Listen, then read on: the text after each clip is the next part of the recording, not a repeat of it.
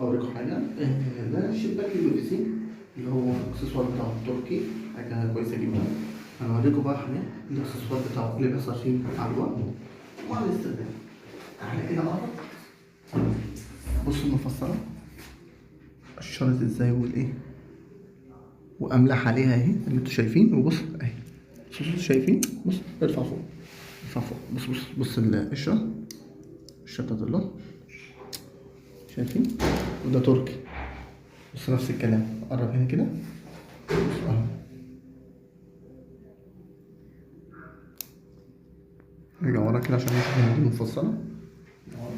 طيب تعالوا بقى نوريكم حاجه تانية. بص كده تركي قبل ما بص مكسوره من هنا، ده تركي.